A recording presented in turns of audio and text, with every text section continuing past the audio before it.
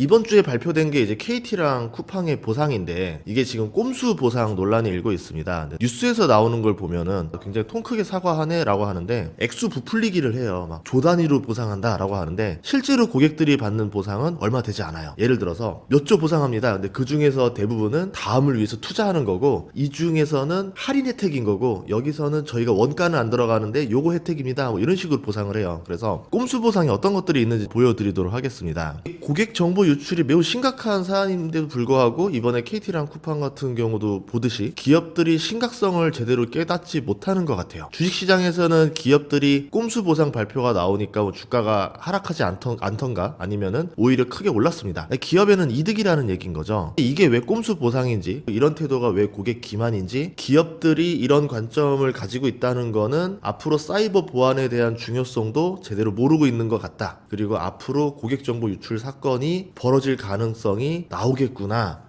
라는 것에 대한 이야기를 해보려고 합니다. KT 먼저 얘기해볼게요. 어제 전체 고객 위약금 면제 및 보상안을 발표했습니다. 근데 이것도 꼼수가 있는 게 4,500억 보상이라고 해서 큰 것처럼 보이는데 이게 고객들한테 실질적인 혜택이 굉장히 적어요. SK텔레콤처럼 한 달 50% 요금 감면 같은 이제 고객이 실질적으로 이익을 얻는 보상이 없습니다. KT 가입자의 평균 요금이 35,000원 가량 하는데 50% 할인을 하게 되면은 얼마겠어요? 1,300만 명 넘거든요, 고객이. 그럼 대략 계산해 보면은 2,400억 가량의 비용을 해줘야 되는데 그거를 뺀 겁니다. KT 같은 경우도 그렇게 할 수밖에 없는 이유가 있었는데요. 왜냐하면 선례를 보니까 피해가 크다 이거죠. SK텔레콤 같은 경우는 위약금 면제 소급 기간 동안 84만 명이 해지합니다. 그리고 위약금 추가 신청 기간 10일 동안 20만 명이 번호 이동으로 떠나요. 약 100만 명의 고객을 잃으면서 시장 점유율 40%가 무너졌습니다. 뉴스에서도 95만 명 이렇게 나와 있죠. 그리고 3분기 매출이 전년 대비 20% 하락하고 영업 손실 522억을 기록했습니다. 통신사가 적자 기록하는 게 쉬운 일이 아니거든요. 재무적으로 피해가 크기 때문에 이 보상을 뺐다라고 볼 수 있겠죠. 적용 기간이 연말부터 1월 13일까지 계약 해지 고객을 대상으로 위약금을 면제하는 건데 이게 가장 바쁜 연말 연초가 낀 상태에서 2주입니다. 계약 해지를 하지 않으면 위약금 면제가 되지 않습니다. 자, 평일을 계산해 봤더니 9일밖에 없어요. 연말 연초 뭐 하루 다 빼면은 실제로 평일 7일 안에 여기를 계약 해지할 거야를 선택해야 됩니다. 2천만 명이 넘는 가입자가 이동하기에는 굉장히 빠듯한 시간이죠. 거기에다가 환급 신청도 1월 14일부터 1월 31일까지 평일 13일밖에 되지 않아요. 1월 안에 다 해결하세요 이겁니다. SK텔레콤 같은 경우 봤을 때는 해지 기간 3달, 위약금 환급 신청도 7월부터 지금까지 하고 있더라고요. 저희 아래가 그거 SK에서 물어보니까 그렇게 하고 있더라고요. 그러니까 예고 없이 기습적인 보상안 발표라는 소리를 들을 수밖에 없는 겁니다. 매월 데이터 월 100기가 제공도 있는데 이게 통신사 입장에서는 애초에 깔아놓은 인프라를 쓰는 거니까 실질적인 돈이 크게 들지 않는 보상이고, 그리고 KT 같은 경우는 35% 고객이 무제한 요금제에 가입돼 있어요. 이게 어제 발표한 내용 중에 있었습니다. 그럼 3명 중에 2명은 혜택이 없는 겁니다. 그러니까 바라는 점은 그래도 앞으로 보안에 1조를 투자하겠다라고 얘기를 했는데 미래를 위해서는 바람직하다라고 볼 수 있을 것 같아요. 쿠팡의 보상안도 보면요, 1인당 5만원이라고 하는데 한번 계산을 해봤어요. 일반 사람들은 어떤 거 쓰는가? 저도 쿠팡으로 결제한 돈이 한 5년 동안 1억 넘거든요. 자, 그런데 제가 쿠팡으로 여행 결제해 본 적이 없습니다. 쿠팡으로 명품 결제해 본 적이 없어요. 실질적으로 여행 2만원, 명품 2만원은 거의 혜택이 없다라 봐야 되고, 이제 쿠팡 상품 5,000원 그리고 이츠 5,000원 돼서 10,000원 정도가 실질적인 혜택이 아닌가. 그러면 총 보상이 1조 7천억이라고 얘기를 했는데 일반적인 분야로만 한정을 치면은 3,500억 정도의 보상이고 이마저도 다 쓴다라는 가정하에 나온 겁니다. 게다가 한 법조계에서 이런 말을 했는데요. 해당 쿠폰을 사용하면 안 됩니다 라고 말을 해요. 왜 그러냐? 쿠폰을 사용하면은 해당 보상으로 모든 배상이 완료되며 향후 모든 민형사상의 이의를 제기하지 않는다는 부재소 합의 조항이 이 약관에 포함되어 있을 가능성이 있습니다. 그래서 경고합니다 라고 뉴스에 나와 있습니다. 즉, 이 보상을 받은 사람은 추후에 손해배상 소송에서 제약을 받을 수밖에 없다라는 거죠. 이것도 보면은 꼼수 보상이라는 거예요. 근데 지금 꼼수 보상이 문제가 아니라 이것보다 더 심각한 게 뭐냐면 기업들이 개인정보 유출에 대한 안일한 태도입니다. 향후 재발에 대한 방지보다는 사건을 무마시키면 된다는 생각을 하는 것 같아요. 12월 29일날 과기부 민관합동조사단이 KT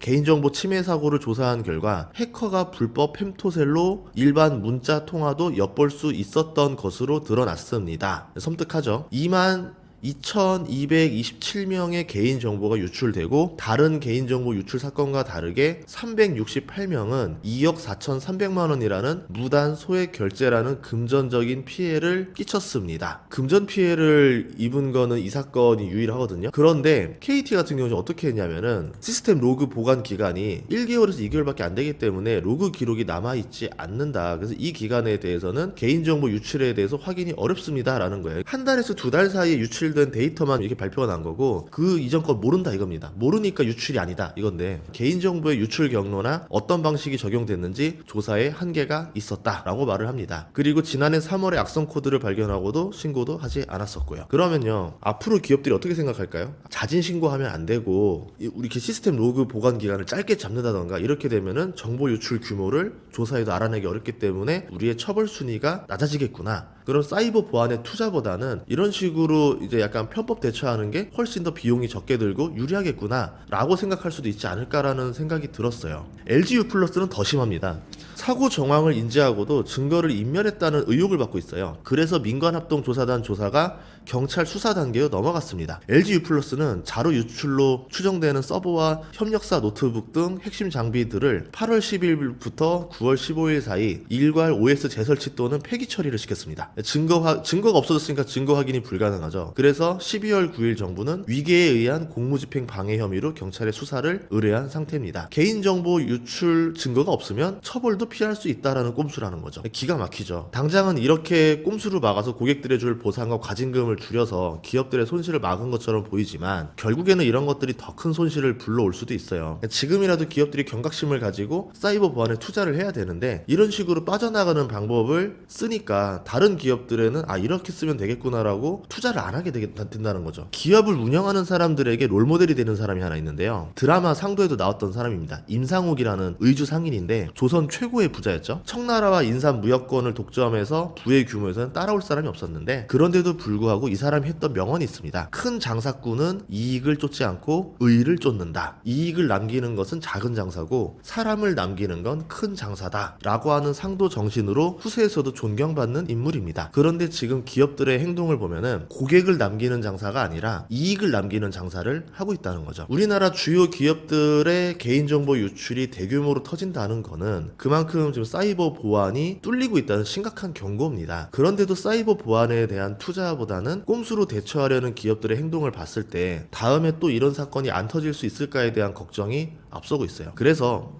투자로 생각을 해보자면은 결국에는 사이버 보안에 대한 투자가 쏠리는 시기가 온다라는 거죠. 사이버 보안 기업들은 국내에도 있고 해외에도 있는데 이 시장의 특성상 압도적인 곳이 시장을 싹쓸이할 가능성이 높아요. 그래서 사이버 보안주는 1등 기업이 투자하는 게 좋습니다. 미국 사이버 보안주 1등 회사가 팔로알토 네트워크스예요. 시총 기준으로 5년 동안 주가가 200% 넘게 올랐고요. 향후에도 10% 이상 매출 성장을 기대하고 있습니다. 그만큼 사이버 보안 시장이 지금 고성장을 하고 있다는 거죠. 시총 2위 기업이 크라우드 스트라이크인데 별로 차이 안 나요. 시총이 향후 20% 넘는 매출 성장을 예상하고 있습니다. 그리고 5년 동안 주가가 130%밖에 안 올랐어요. 성장률이라던가 주가가 오른 폭을 계산했을 때는 크라우드 스트라이크가 조금 더 저평가가 아닐까 이렇게 생각해 볼 수도 있지만 PER을 보시면 그렇지 않죠. 팔로알토 네트워크스가 절반 정도 저렴한 상태입니다. 다 이유가 있어요. 성장률과 PER은 비례를 합니다. 이거에 대해서는 주식 초보 강의를 한번 할게요. 이렇게 사이버 보안에 대한 수요가 급증하고 있다는 거고요. AI 강국에 도전하는 것도 좋지만 기본에도 충실한 투자를 해야지만 나중에 대규모 참사를 막을 수가 있습니다. 그나마 금전적인 피해로 간 사례가 거의 없어서 다행이지, 만약에 이게 대규모 사례로 벌어졌을 때는 그때는 정말 감당할 수 없을 거예요. 우리도 할 일이 있습니다. 이제 주주총회 하잖아요. 내년에 가셔서 우리 회사 사이버 보안 투자는 얼마나 하고 있습니까? 라고 꼭 물어보세요. 그러면은 대답을 제대로 못하는 기업이다, 이제 다음번에는 저희가 꼭 투자하겠습니다, 이렇게 약속을 하겠죠. 이게 우리들이 해야 될 일이라고 생각을 합니다. 다음 시간에도 좋은 정보로 찾아뵙겠습니다. 구독과 좋아요 알림 설정 부탁드릴게요. 고맙습니다.